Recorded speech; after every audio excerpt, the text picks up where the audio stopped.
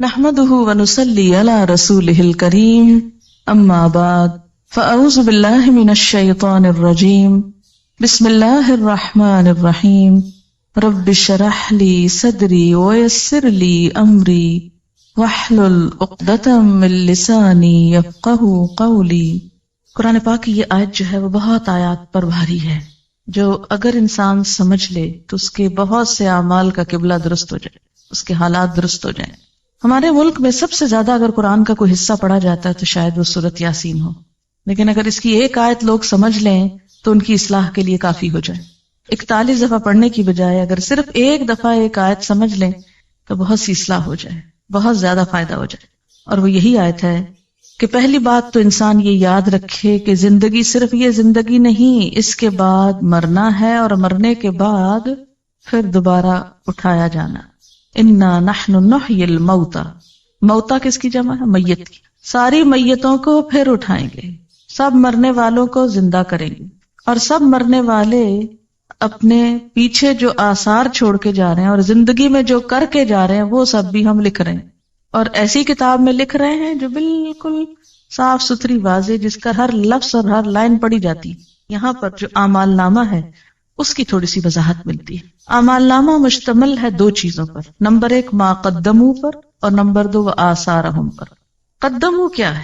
جو ہم نے اب کیا، فرشتوں نے اس کو لکھ لیا۔ ہر روز انسان کا نامہ اعمال اللہ کے حضور اٹھتا ہے، چڑھتا ہے۔ فجر کی نماز اور عصر کی نماز میں فرشتے تبدیل ہوتے ہیں، جیسے کہ صحیح حدیث سے ہمیں پتہ چلتا ہے۔ جو کچھ انسان کرتا ہے وہ ساتھ لے جاتے ہیں، یا نہیں چھوڑ کے جاتے۔ دن بھر کی جو سیل ہوتی ہے، وہ جو کاروبار ہوتا ہے انسان کا، اس کی ساری رپورٹ لے جاتے ہیں اللہ کے حضور۔ یہ کمایا ہے تیرے بندے نے آج، یہ کیا ہو گیا؟ قدمو۔ وہ تو چلا گیا، لیکن کچھ چیزیں بعد میں بھی باقی رہتی۔ وہ دو طرح کی، ایک تو وقتی اثرات جو انسان کے اپنے مثلاً ہاتھوں کے نشان ہیں۔ آپ نے کوئی چیز پکڑی، مثلاً میں نے اگر اس کتاب کو پکڑا، اٹھایا، یہاں لائی، تو اس پر جو میرے ہاتھ لگے، فنگر پرنٹس لگی، جو نشان لگے، وہ سب بھی ریکارڈ ہوتے ہیں۔ یہ گواہی دیں گے قیامت کے دن۔ یہ کتابیں، مجھ کو پکڑتا تھا یہ شخص، مجھے کھولتا تھا، مجھے دیکھتا تھا۔ زمین پر جو چلتے ہیں تو قدم کے جو نشان ہوتے ہیں وہ بھی جمع ہوتے ہیں، جتنے قدم چل کے یہاں آپ پہنچی وہ بھی لکھ لیے گئے۔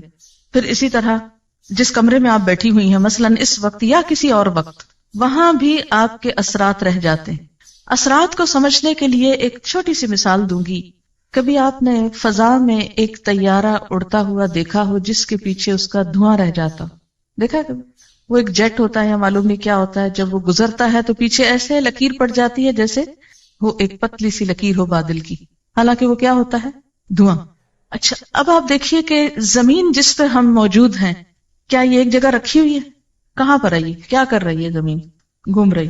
اس کی دوہری حرکت ہے، وہ سورج کے گرد گھوم رہی ہے اپنے سولر سسٹم کے اندر، پھر سورج بھی گھوم رہا ہے سارے سسٹم کو لے کے، کس کے گرد؟ گیلیکسی کے نیوکلس کے گرد۔ اب اس کو آپ تشبیہ دے دیں ایک طیارے سے، کہ ہم سب ایک جہاز پہ بیٹھے ہوئے اس وقت، زمین کے جہاز پر، اور یہ جہاز کائنات میں اڑ رہا ہے۔ آج یہاں تھا، کل وہاں ہے، پرسوں وہاں ہوگا، اور گھومتے گھومتے گھومتے کہاں سے کہاں پہنچ گیا۔ اچھا، زمین سورج کے گرد چکر کاٹتی، ٹھیک ہے؟ ایک سال میں زمین سورج کے گرد چکر لگاتے ہوئے 59 کروڑ میل سفر طے کرتی۔ گویا ہم سب اس زمین پہ بیٹھے ہوئے سال میں 59 کروڑ میل سفر کر چکے ہوتے ہیں کائنات کا، خلا کا۔ جہاں جہاں سے وہ گزری، ہمارے اثرات فضا میں پرنٹ لگتے گئے، ہر جگہ لگ رہے ہیں۔ پوری فضا کے اندر ہمارے پرنٹس موجود ہیں، جو ہم زمین پہ کھڑے، بیٹھے، لیٹے، سوئے، جاگے، ہر جگہ لگا رہے ہیں آثار۔ یعنی یہ فضا اس وقت جو یہاں ہے، یہ ہر وقت یہاں نہیں ہوتی۔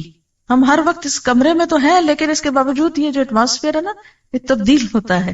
سورج اور ہمارے درمیان کا جو خلا ہے نا، یہ چینج ہوتا رہتا ہے ہر وقت۔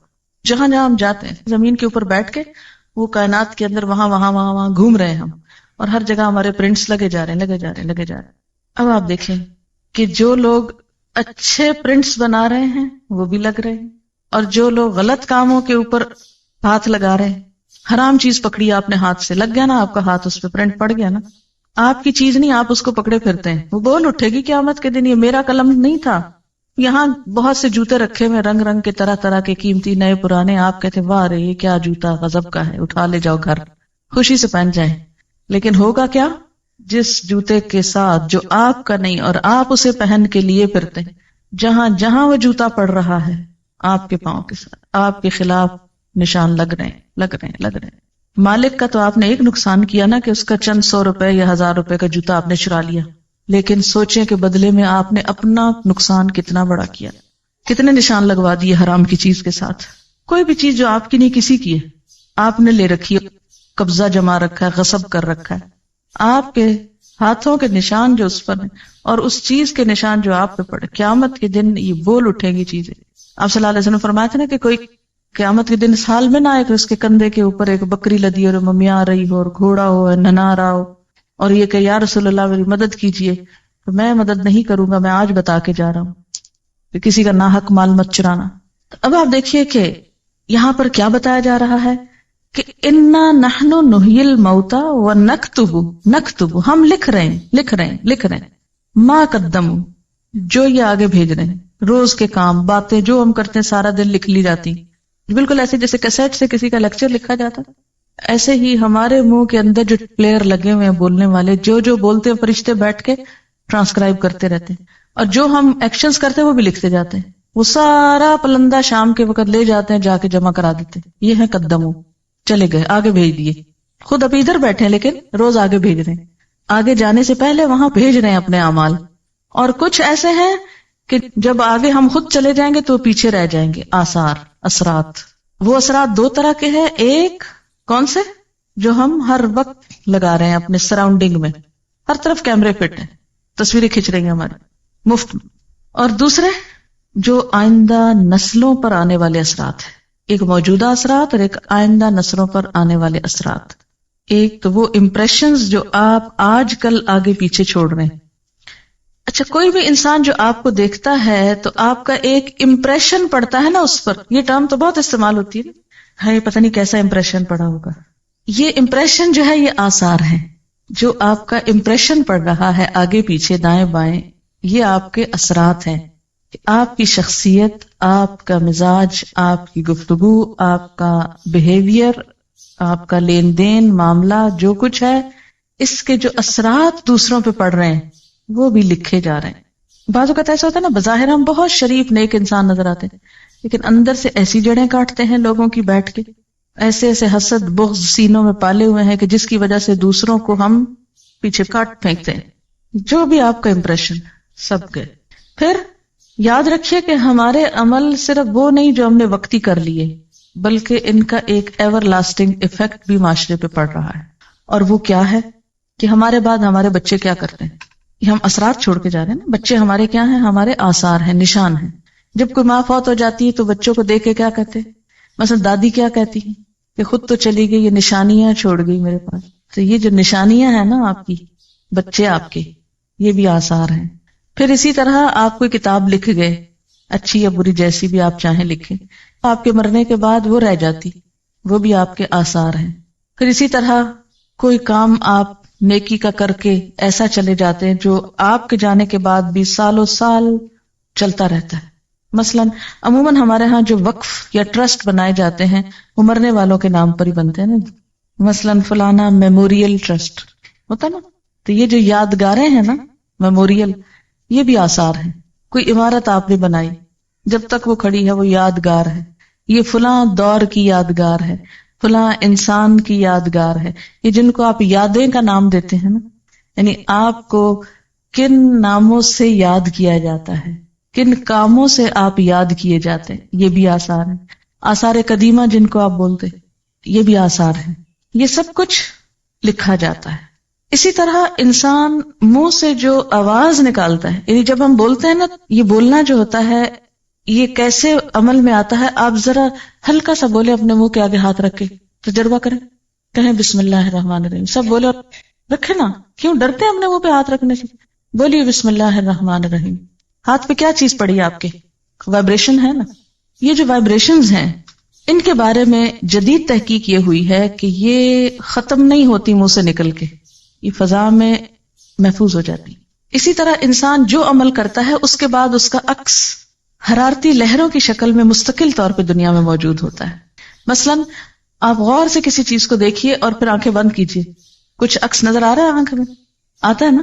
تو یہ جو عکس آپ کی نگاہوں میں رہ گیا نا, یہ صرف آپ کی نگاہوں میں نہیں, وہ کسی اور کی نگاہوں میں بھی یہ سارے عکس موجود ہیں آپ کے جانے کے باوجود. یہاں تک تحقیق ہو رہی ہے کہ قدیم بڑے بڑے بادشاہوں کے عکس فضا میں سے نکالنے اور تلاش کرنے کی کوشش کی جا رہی ہے, کہ یہ تو پرووڈ ہے کہ وہ محفوظ ہیں.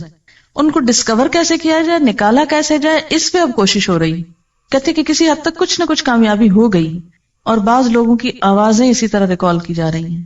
انہیں آوازیں اور باتیں اور اثرات اور نشانات, اچھے کام برے کام, یہ سب کچھ محفوظ ہے, کچھ بھی گم نہیں ہوتا, کم نہیں ہوتا.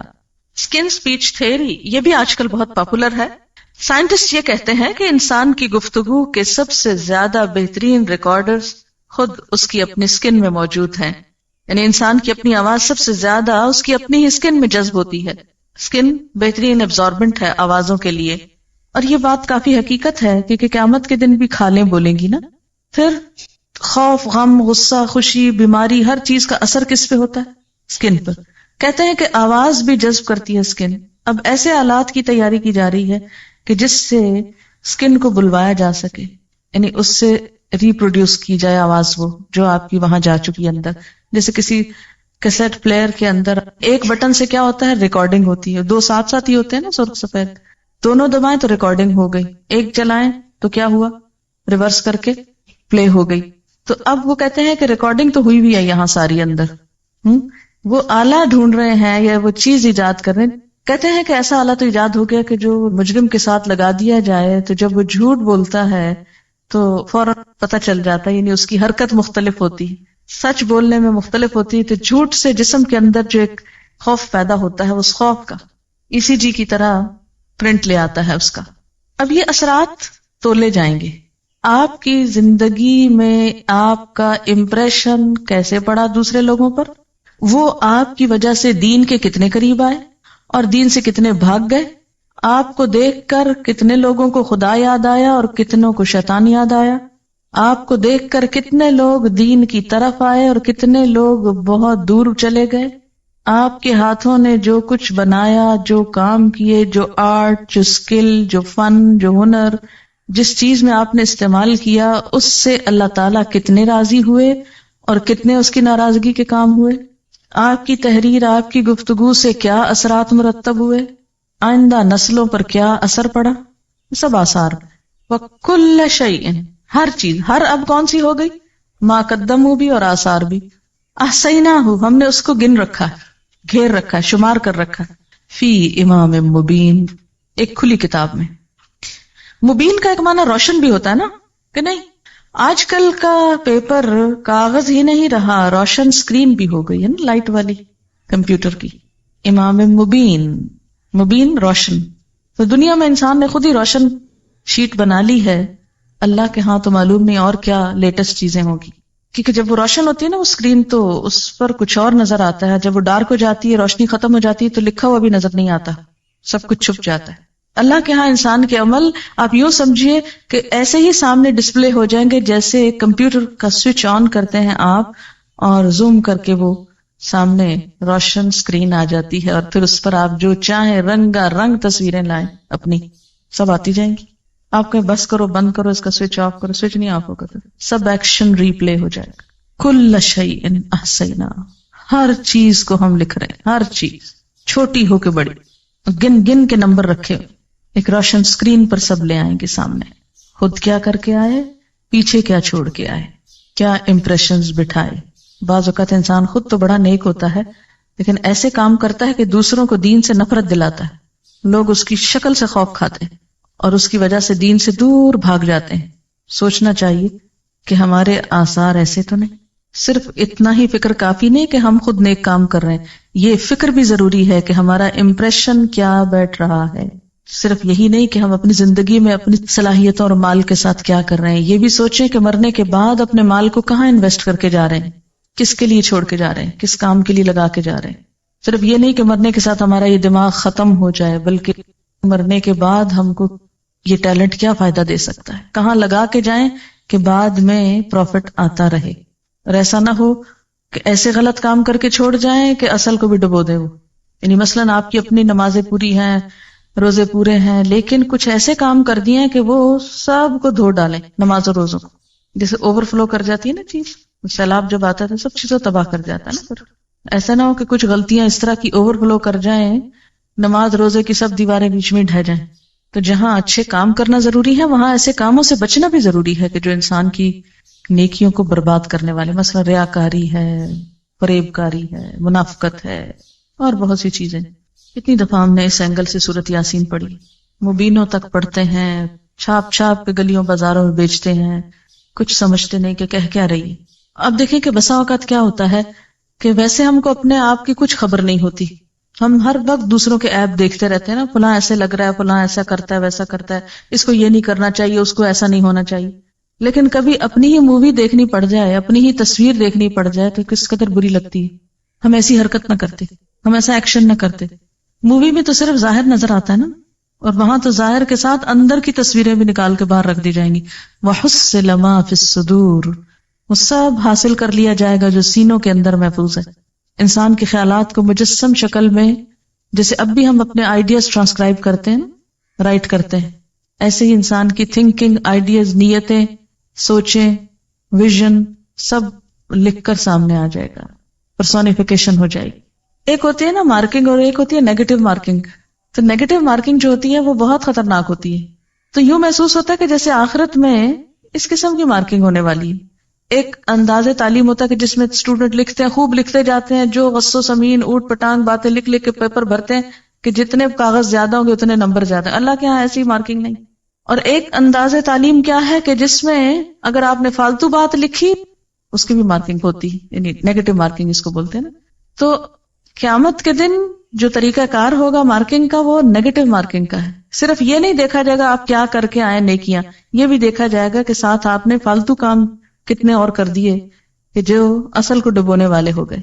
تو اس لیے انسان کو بہت کیئرفل اور کانشیس ہو کے زندگی بسر کرنے کی ضرورت ہے. ہمارے عمل میں بڑی کنٹینویشن ہے. ہم سمجھتے ہیں کام کر کے ختم ہو گیا، لیکن وہ ختم نہیں ہوتا، وہ تو ایک سلسلہ چل پڑتا ہے. جو بھیج دیا وہ بھی بھیج کے فارغ نہیں ہوئے، وہ بھی جمع ہونا شروع ہو گیا. یعنی ہر کام کے دو رخ ہیں، ایک تو فزیکل رخ اس کا جو اوپر چلا گیا، اور دوسرا اس کا روحانی رخ جو پیچھے اس کے اثرات رہ گئے. جس طرح روح اور جسم کا تعلق ہوتا ہے نا، ایسے عمل اور آثار کا تعلق ہے. یہ بالکل یوں ہے جیسے آپ چلتے ہیں تو چلنے میں قدم آپ اٹھا کے لے جاتے ہیں، لیکن پیچھے جو پرنٹ لگ جاتے ہیں انہی پرنٹس کو آثار کہتے ہیں. بالکل ایسے جیسے آپ کسی دریا میں ایک پتھر پھینکتے ہیں تو پہلے تو سپلیش ہوتا ہے، پھر وہ سپلیش ختم ہو جاتا ہے، لیکن اس کا جو ریپل یا وہ جو لہریں ہیں وہ دور تک سارے اس کو ہلا دیتی ہیں، دور تک ان کے نشان جاتے ہیں. ہر ایکشن کا ایک ری ایکشن ہے، اور جو ری ایکشن ہے وہ چین ری ایکشن ہے. یہاں کہ جب ایک ایکشن آپ نے کیا تو پھر وہ صرف میئر ایک ایکشن نہیں رہا، بلکہ اس کا ری ایکشن شروع ہو گیا اور وہ چین بن گیا اور دور دور تک پھیلتا چلا گیا اور کتنے میں ملٹی پلائی ہو گیا. زیادہ خطرناک بات یہ کہ ایک عمل انسان کا ایک ہوتا ہے اپنے لیے، لیکن جب وہ ری ایکشن ہوتا ہے تو ملٹی پلائی ہو جاتا ہے. اس لیے آثار زیادہ خطرناک چیز ہے. اوریجنل تصویر ایک ہوتی ہے، لیکن اس کا اگر آپ نیگیٹو بنا لیں تو اس کو آپ 100 کاپیز بنا لیں. بالکل ایسے نا کہ جیسے ایک پودا ہوتا ہے، ایک اس کے اوپر کا حصہ ہوتا ہے قدم، اور دوسرے اس کے روٹس ہوتے ہیں جو نیچے چلے جاتے ہیں.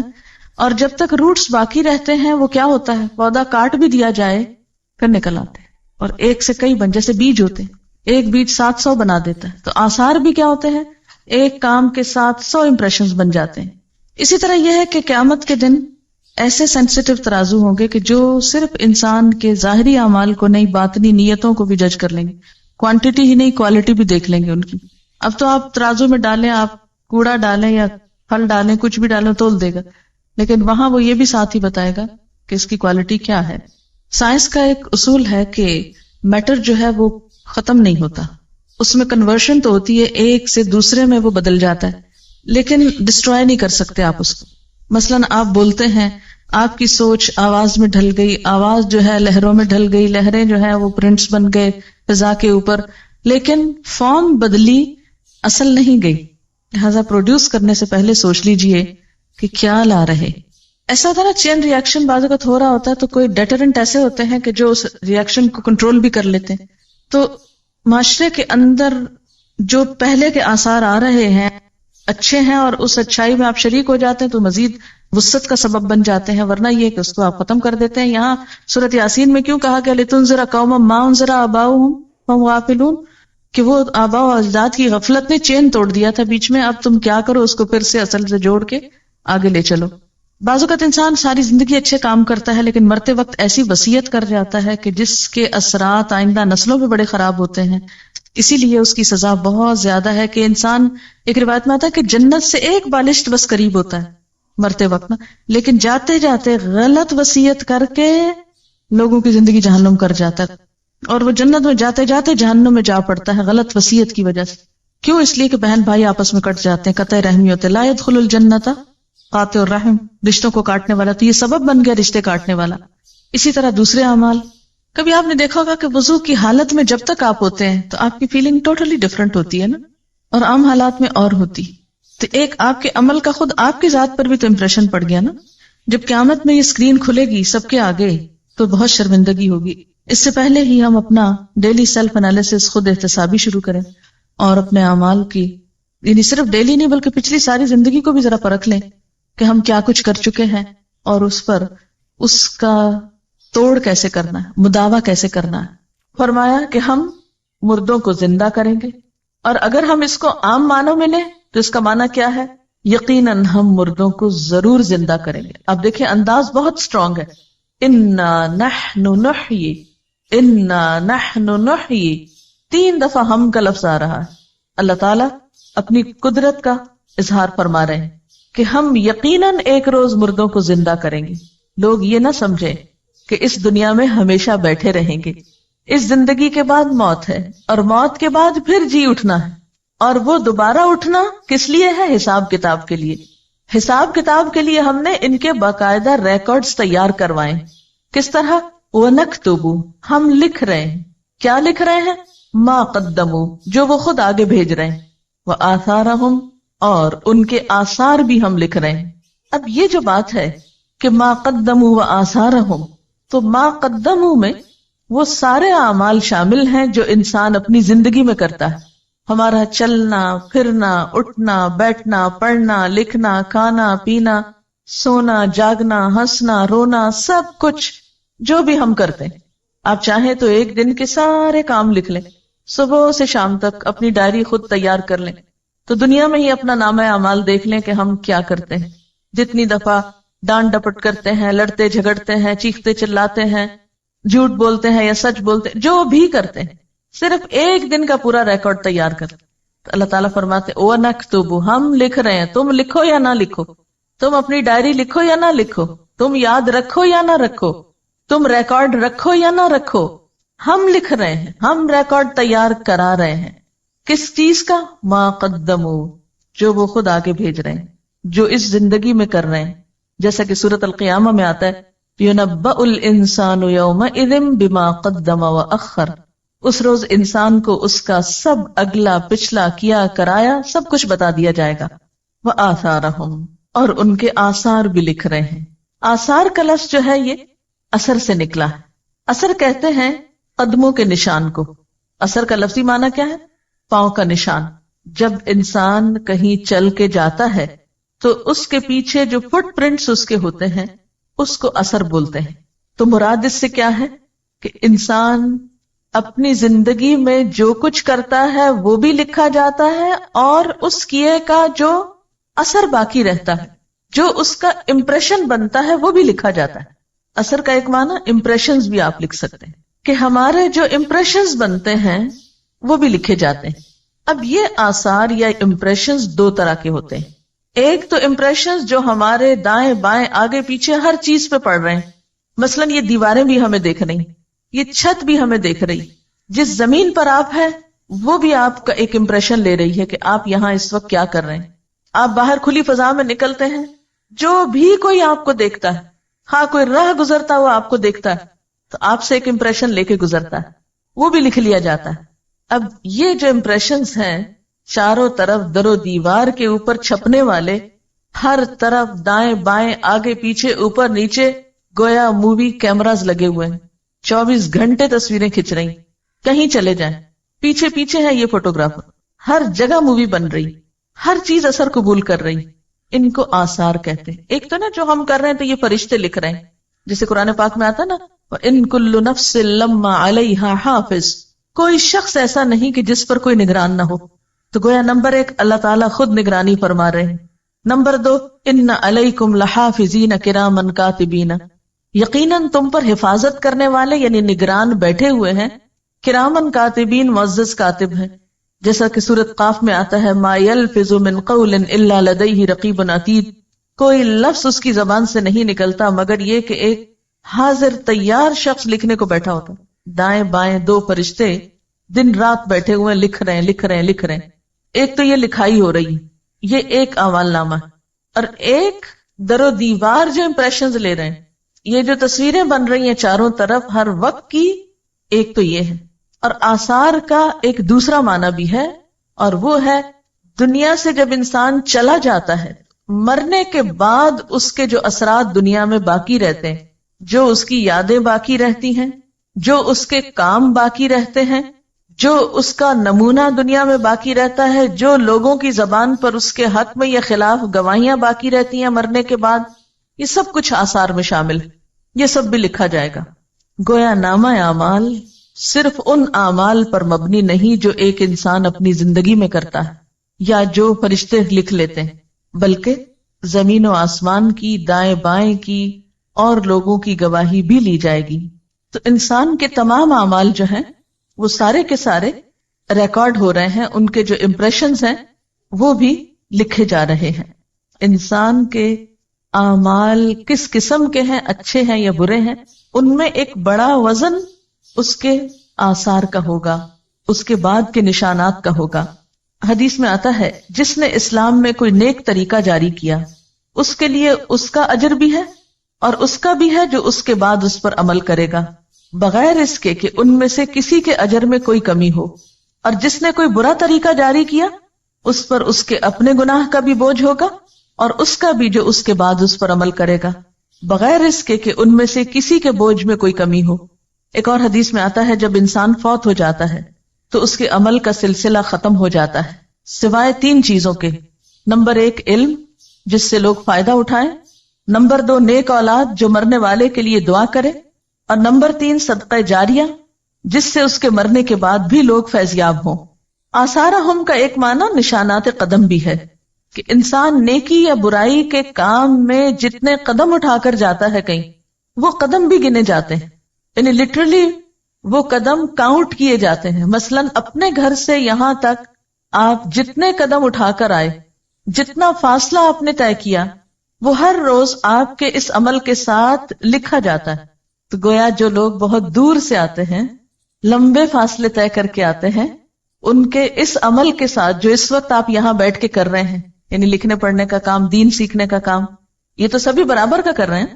یہ ساتھ کے فلیٹ سے آنے والا بھی اور ناظم آباد سے آنے والا بھی، کام تو سب ایک کر رہے ہیں، لیکن ساتھ کے گھر سے آنے والے کے قدم تھوڑے ہیں اور دور سے آنے والے کا فاصلہ زیادہ ہے، تو یہ بھی اس میں کاؤنٹ کر دیا جاتا ہے آپ کی اس اصل ایکٹیویٹی میں، اور یہ روز کا روز شمار کیا جاتا ہے، کیونکہ اللہ تعالیٰ کسی کا چھوٹا سا اجر بھی ضائع نہیں کرتا، کسی کی چھوٹی سی محنت کو بھی رائیگاں نہیں جانے دیتا۔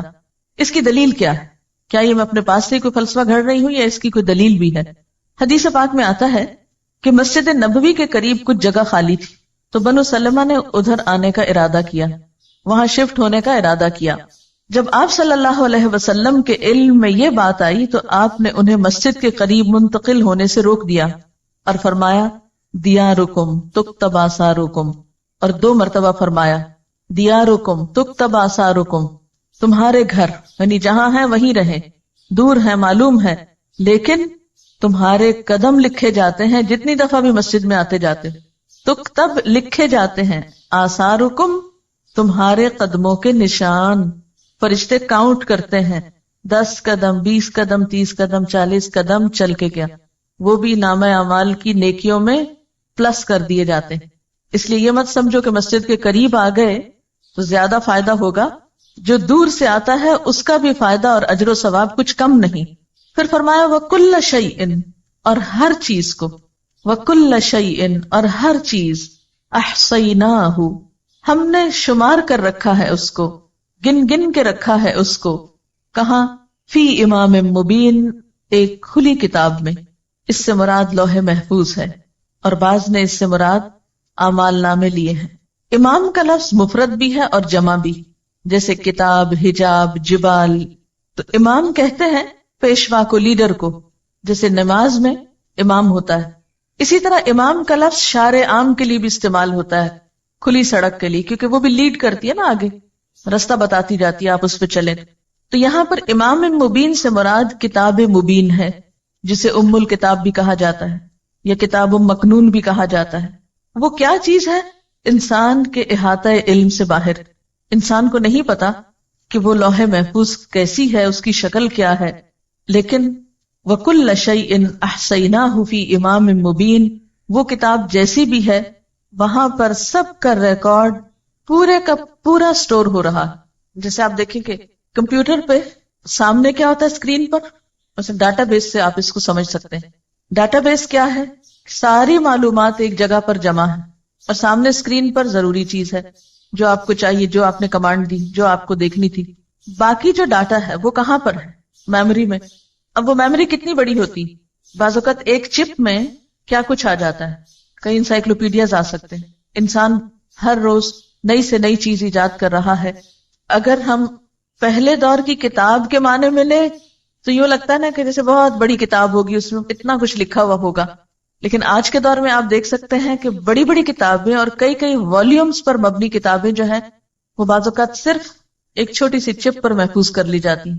تو یہاں امام مبین سے مراد کھلی کتاب ہے جس کی شکل ہمیں نہیں معلوم. کتاب سے اس کو تشبیہ دی گئی کہ ہم کچھ امیجن کر سکیں. اور احصیناہ کا لفظ بہت اہم ہے. احصاء کہتے ہیں شمار کرنے کو، گننے کو، یعنی نیکی بدی جو بھی ہے انسان کی گن گن کے لکھی جا رہی. مثلا ایک لکھنے والا ایک کتاب لکھتا ہے، لیکن جب پرنٹ ہوتی ہے تو کتنی تعداد میں ہو سکتی ہے؟ وہ 1000 کی تعداد میں بھی ہو سکتی ہے، 1,00,000 کی تعداد میں بھی ہو سکتی ہے. بالکل ایک انسان کا ایک عمل 1,00,000 بھی پرنٹ ہو سکتے ہیں اس کے، اور 100 بھی ہو سکتے ہیں، کیونکہ فٹ پرنٹس جو ہیں بیسیکلی آثار پرنٹس کے لیے استعمال ہو رہا ہے. آپ نے ایک اچھا کام کیا، اللہ تعالیٰ کے ہاں 10 گنا 700 گنا تک اس کا اجر لکھا جاتا ہے، 700 گنا تک ملٹیپلائی ہوتا ہے. لیکن یہ بھی ہو سکتا ہے کہ ایک کام کئی لاکھ گنا بھی ملٹیپلائی ہو جائے. ڈپینڈ کرتا ہے کہ اثرات کہاں کہاں تک پہنچے ہیں. آج کے دور میں جو میڈیا کا دور ہے یہ چیز اور بھی زیادہ خطرناک ہو گئی. پہلے تو ایسے ہوتا تھا کہ جیسے ہم کہیں بیٹھے ہیں تو 10-20 لوگوں نے ہمیں دیکھ لیا تو 10-20 نے اثر قبول کیا، ان 10-20 سے 10-20 اور نے دیکھ لیا. اب مشکل یہ ہے کہ ایک وقت میں ایک شخص سیٹلائٹ کے ذریعے پورے گلوب پہ دیکھا جا رہا ہے. اس کی سپیچ، اس کا ایکشن سب دیکھ رہے ہیں. جتنوں نے بھی دیکھا انہوں نے اس سے جو بھی سیکھا وہ سب اس کے کھاتے میں لکھ لیا گیا. پھر انہوں نے اس کی پیروی میں جو کچھ کیا، انہیں دیکھ کر جتنے لوگوں نے کچھ سیکھا وہ نمبر 2 کے حصے میں بھی گیا اور نمبر 1 کو بھی ساتھ ملا. پھر نمبر 3 کو دیکھ کر نمبر 4 نے جو کچھ کیا تو وہ 3, 2 اور 1 سب کو ملا، اینڈ سو آن، جہاں تک گیا. جتنی دفعہ ملٹیپلائی ہوا، جتنی جنریشنز میں گیا وہ بڑھتا ہی چلا گیا. جیسے ایک بیج سے ایک درخت جب نکلتا ہے کتنے پتے پھوٹتے ہیں اس پہ گن سکتے ہیں آپ؟ نہیں. پھر اس میں سے ایک پھول لے لیجئے، اس کے بیج پکا کے اس میں سے ایک بیج پھر زمین پہ ڈال لیجئے، کتنے پھر نکل آئیں گے اس سے پھول پھل، پھر کتنے بن جائیں گے. کل شیء احصیناہ، ہر چیز کو ہم نے گن لیا، کاؤنٹ ڈاؤن کر لیا ہے ہم نے ہر چیز کو. مثلا ایک کتاب جب کوئی لکھتا ہے کیا وہ ایک ہی شخص پڑھتا ہے؟ نہیں. ایک چھپی ہوئی کتاب کو 100 بھی پڑھ سکتے ہیں، 1000 بھی پڑھ سکتے ہیں، کیونکہ کتاب تو سرکولیٹ ہوتی رہتی. پھر اس سے اگر آگے کچھ پڑھا دیا گیا تو ان سب پڑھنے والوں کے پاس پھر کتاب آ گئی. اس کو یوں بھی ایک اور مثال سے سمجھ سکتے ہیں. مثلا آپ نے کتاب الصلاۃ پڑھی.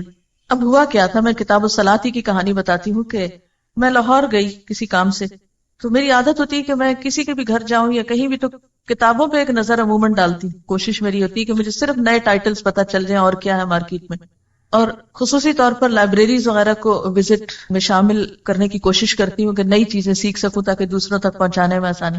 تو ایسے کسی نے بہت شاید اصرار کر کے بلایا تو میں ان کے ہاں گئی. تو وہ ہمیں بٹھا کر تھوڑی دیر کے لیے، جیسے عموماً ہوتا ہے کہ مہمانوں کو بٹھا دیتے ہیں اور خود چلے جاتے ہیں کہیں کچھ لانے لے جانے. بہرحال تو میں نے اتنی دیر میں ان کی جو کتابیں رکھی ہوئی تھی وہ دیکھنا شروع کر دی. ان میں یہ سیٹ مجھے نظر آیا، ایک دم مجھے کلک کیا. میں نے کہا تو مسئلہ ہی حل ہو گیا. سیدھی سیدھی بات اور دلیل، بات اور دلیل، بات اور دلیل، جھگڑا ہی ختم. چلو سیدھا یہی لگاتے ہیں. کیونکہ اس سے پہلے میں ایک اور کتاب پڑھاتی تھی فقہ السنہ کے نام سے. اب اس میں جو بحثیں چھڑتی تھی تو وہ سب بگنرز کو سمجھ آنی بہت محال ہوتی تھی، اور پھر کسی ایک کنکلوژن پہ پہنچنا لوگوں کے لیے مشکل ہوتا تھا. اب ہوا کیا کہ میں نے ان سے کہا کہ یہ کتابیں مجھے چاہیے. انہوں نے کہا یہی لے جائیں. میں جو ہی پہنچی ان کو پڑھا، پڑھ کے میں نے آرڈر کیا. اب جو ہمارا تھرڈ بیچ تھا، اب ان کو جب ہم نے شروع کرائی، اب تھرڈ بیچ کی جتنی اسٹوڈنٹس نے پڑھی، جب وہ نکلی اور انہوں نے آگے اپنے اسٹوڈنٹس کو پڑھانا شروع کیا تو انہوں نے پھر اور منگا لی. اب وہ جو ایک کتاب میں لائی تھی وہ ان سب نے پڑھی، ان میں سے ایک ایک نے پھر آگے اوروں کو پڑھانے میں استعمال کی. پھر ہر سال یہی ہوتا رہا. اب آپ نے مثلاً یہ پڑھی ہے یا عقیدے کی پڑھی یا کوئی دعاؤں کا کارڈ پڑھا یا کچھ آپ نے خود پڑھا، جب آپ کسی کو سکھانے بیٹھیں گے تو آپ کے لیے بھی کنوینئنٹ ہوگا، بجائے اس کے کہ اور کہاں جا کے ڈھونڈیں کیا ٹھیک ہے کیا نہیں. جو ہم نے پڑھا ہے ہمیں معلوم ہے، ہم آگے اسی سے پڑھا دیتے ہیں.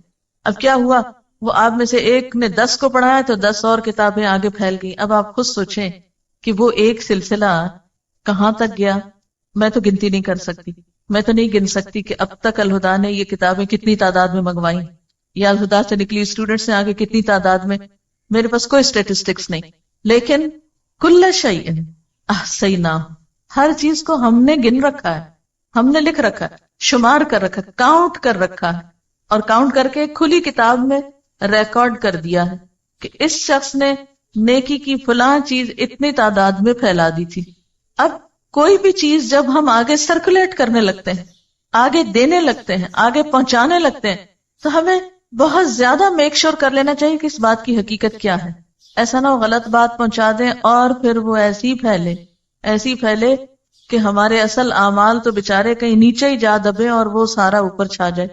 اسی لیے سنی سنائی باتیں آگے نہیں پہنچانی چاہیے. کسی انسان کے جھوٹا ہونے کے لیے اتنا ہی کافی ہے کہ ہر سنی سنائی بات کو آگے پہنچا دے. اس سے کیا ہوتا ہے، جھوٹ پھیل جاتا ہے، کسی شخص کی عزت برباد ہوتی ہے. سکینڈلز عام طور پہ معاشرے میں کیسے پھیلتے ہیں، سکینڈلز کے منتشر ہونے کی کیا وجہ ہوتی ہے، کیونکہ لوگوں کو بھی جھوٹی خبریں سننا پسند ہوتی ہیں. اس لیے زندگی بہت ہی احتیاط سے سوچ سمجھ کے گزارنے کی چیز ہے. اسی کا نام تقویٰ ہے. پھونک پھونک کے قدم رکھنے کا نام تقویٰ ہے. حضرت عمر رضی اللہ تعالیٰ عنہ نے جب کعب بن احبار سے پوچھا تھا کہ تقویٰ کیا ہے تو انہوں نے کہا کبھی کسی کانٹے والے جنگل سے گزرے ہو؟ کہا ہاں گزرا ہوں. پوچھا کیسے گزرے؟ کہا اپنے آپ کو سمیٹ کے دامن بچا کے کہ کسی چیز سے الجھ کر دامن نہ پھاڑ بیٹھوں. کبھی آپ اگر کسی ایسی زمین پر گئے ہو جہاں پاؤں میں کانٹا چبھ جائے تو کیا ہوتا ہے؟ پھر کانٹا چبھنے کے بعد آپ کا چلنا رک جاتا ہے. کپڑا ادھڑ جائے پھٹ جائے تو کیا کرتے ہیں؟ آپ بیٹھ جاتے ہیں وہیں. بالکل اسی طرح ایک شخص نیکی کے راستے پہ چل رہا ہوتا ہے کہ اچانک کسی بیکار سی چیز کے ساتھ الجھ پڑتا ہے اور اس سے الجھ کر وہ نیکی کا اصل مقصد تو بھول جاتا ہے، وہیں بحثیں شروع کر دیتا ہے، وہیں دامن پھاڑ بیٹھتا ہے اور گیا ختم. منزل تک نہیں پہنچ سکتا. منزل تک صرف متقی پہنچے گا جو بچ کے چلے گا، جو بہت ہی ہائیلی الرٹ شخص ہوگا، سوچ سمجھ کے زندگی بسر کرے گا. یہ رکاوٹ بننے لگا ادھر سے بچ جاؤ، یہ سامنے آنے لگا ادھر سے بچ جاؤ. سنبھال کے اپنے آپ کو قدم پھونک پھونک کے چلتے چلتے آخری منزل تک جا پہنچے. اور یہ انتہائی ضروری ہے. قولوا قولا سدیدا میں بھی آپ دیکھیے نہ بات بڑھانی ہے نہ گھٹانی ہے، وہاں بھی بڑی احتیاط چاہیے. آنکھ کان دل دماغ ہر چیز کا حساب ہونا. بیکار باتوں میں مت لگاؤ ان کو، ادھر ادھر کا تجسس نہ کرو، فالتو باتیں نہ کرو. من حسن اسلام المرء ترکہ ما لا یعنی، انسان کے اسلام کا حسن کیا ہے؟ وہ باتیں چھوڑ دے جس سے اس کا کوئی مطلب نہیں. اب آپ دیکھیں کہ انٹرنیٹ میں ایک کمانڈ پہ یا ایک کلک پہ کم از کم کتنے لوگوں کو آپ ایک پیغام ارسال کر سکتے ہیں؟ کم از کم کتنے لوگوں کو ایک میسج ایٹ اے ٹائم آپ سینڈ کر سکتے ہیں؟ No limit. یہ ڈیپینڈ کرتا ہے کہ آپ کی لسٹ میں کیا ہے، آپ کے ایڈریسز کی لسٹ میں کتنے لوگ ہیں. آپ سلیکٹ آل کر دیں اور ایک کلک کر کے سب کو بھجوا دیں. اب پہلے تو اگر کاغذ چھاپ کے گلی گلی بانٹنے پڑتے تھے تو بہت ٹائم لگتا تھا.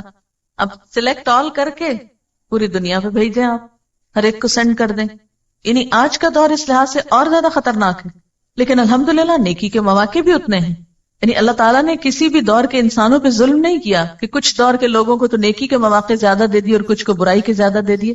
نہیں، اگر آج برائی کے لیے وسائل استعمال کیے جا رہے ہیں تو نیکی کے لیے بھی ایکولی استعمال کیے جانے چاہیے. لیکن افسوس یہ کہ مسلمانوں نے نیکی کو پھیلانے کے لیے ان سارے ذرائع اور وسائل کو استعمال ہی نہیں کیا. اس طرف ہماری توجہ ہی نہیں، اس کام کو ہم کام ہی نہیں سمجھتے. یعنی کہ تبلیغ تھرو میڈیا، ہم سمجھتے ہیں صرف یہاں کرسی پہ بیٹھ کے چند لوگوں کو پڑھانا جو ہے یہی بہت بڑی نیکی کا کام، اور حریص ہی نہیں ہوتے کہ اللہ کے پیغام کو مختلف طریقوں سے آگے پہنچائیں.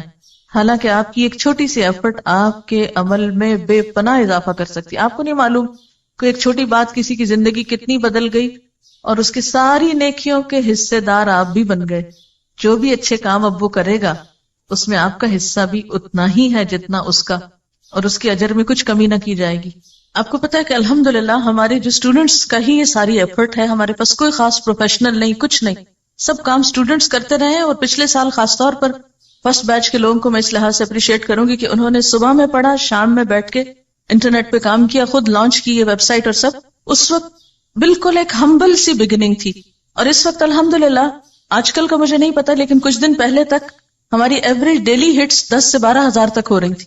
اب آپ دیکھیں کہ اتنا ہیویلی جب اس کو اپروچ کیا جاتا ہے اور جو کچھ اس پہ چھوٹا موٹا ڈالا ہوا ہے وہ سنا یا پڑھا جاتا ہے تو اس میں سب کاؤنٹ ہوتا ہے نا. وہ بھی تو جتنے لوگوں کا اس میں حصہ ہے، اب ہم ایک وقت میں جیسے میں پڑھا رہی ہوں تو کتنے لوگ یہاں زیادہ سے زیادہ اس کمرے میں آ سکتے ہیں؟ میکسیمم 500 آ جائیں گے کھینچ تان کے.